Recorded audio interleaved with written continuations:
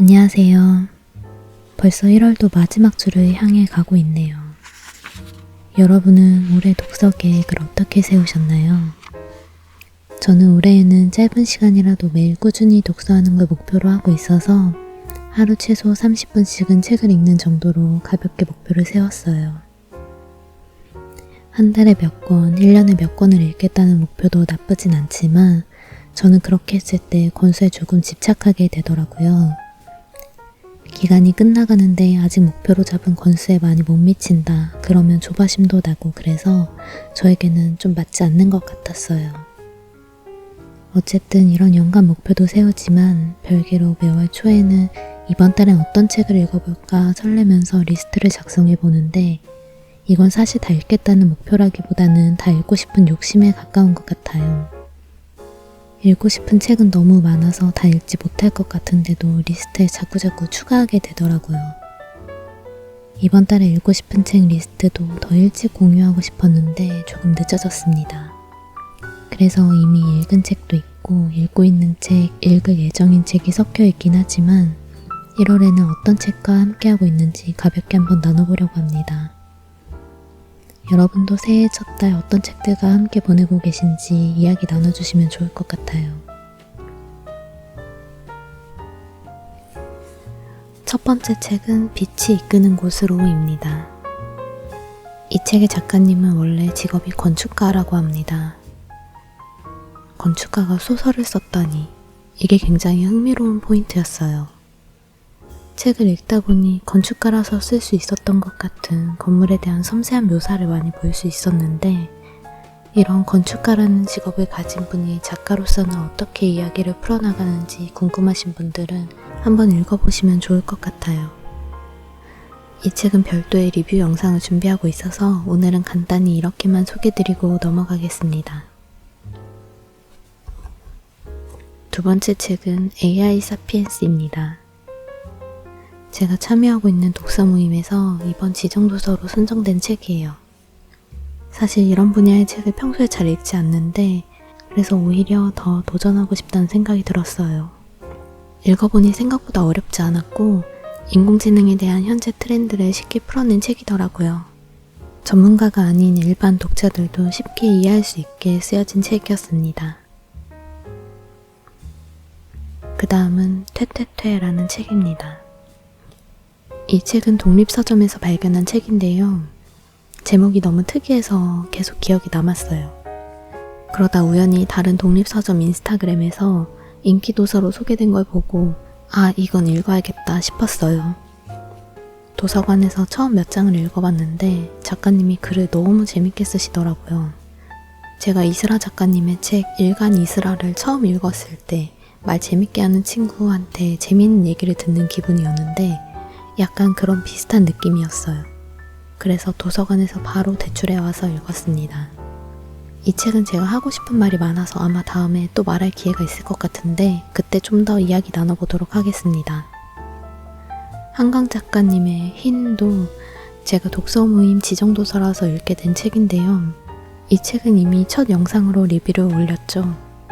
한강 작가님 책으로는 소년이 온다만 읽어봤는데 작년에 한강 작가님의 노벨문학상 수상 이후로 다른 작품도 꼭 읽어봐야겠다고 생각하고 있었어요.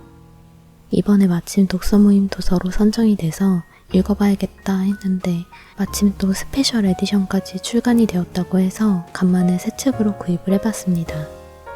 한강 작가님의 섬세한 문체와 깊은 사유를 느낄 수 있는 작품이에요. 다섯 번째 책은 박안서 작가님의 산문집 사랑을 무게로 안 느끼게입니다. 이 책은 작년 12월부터 읽기 시작했는데 이번 달 안에는 꼭 마무리하고 싶어요. 이 책은 개정판으로 원제는 꼴찌에게 보내는 갈치였다고 합니다. 개인적으로는 이 원제가 더 마음에 들어서 읽기 시작했어요. 글을 읽다 보면 요즘과는 다른 사상이나 생활상이 느껴지기도 하는데 이 작품은 70에서 90년대에 쓰인 산문을 엮은 책이라 각 글의 끝에 쓰인 연도가 함께 적혀 있어요. 과거의 시대상을 엿볼 수 있는 점이 특히 흥미롭게 다가오는 것 같습니다. 그 다음 안락한 여행이라는 책입니다. 이 책은 크리스마스 때 제가 짝꿍이랑 독립서점에 갔다가 서로에게 책을 선물해 주기로 하고 그때 받은 책이에요. 저에게 평소 죽음이라는 주제에 관심이 많지 않냐며 골라준 책인데요.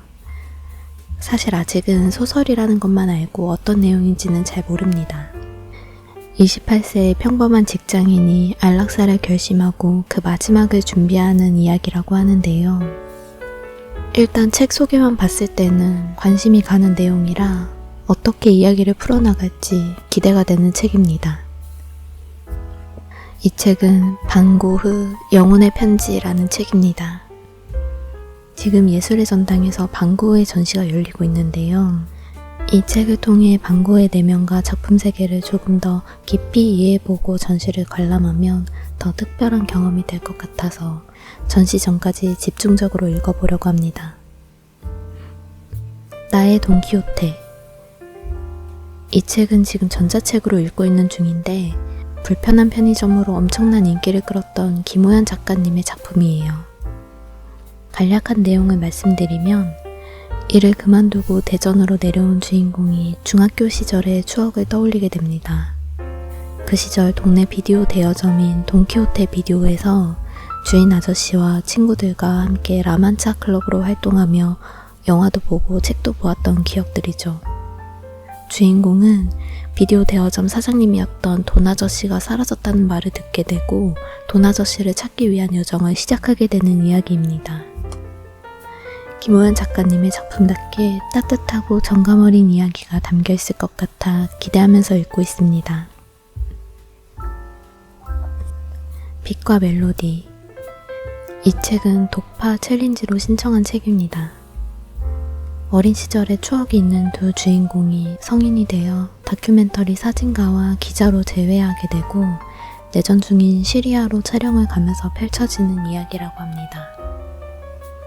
도서관에서 대출하려고 찾아보니까 계속 대출 중이어서 아직 못 읽고 있는데 궁금한 책이라 꼭 읽어보고 싶습니다.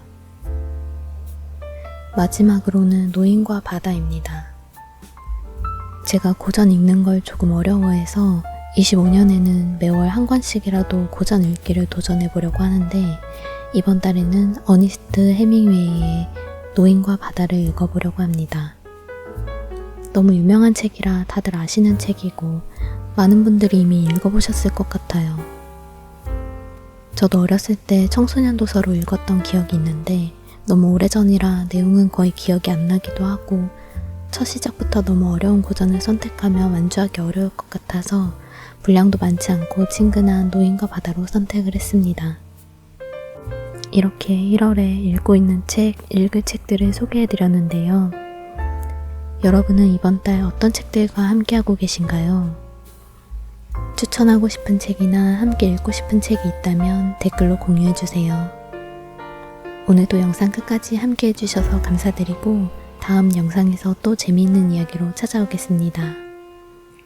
오늘도 여러분의 하루가 책처럼 따뜻하고 풍요롭기를 바라겠습니다.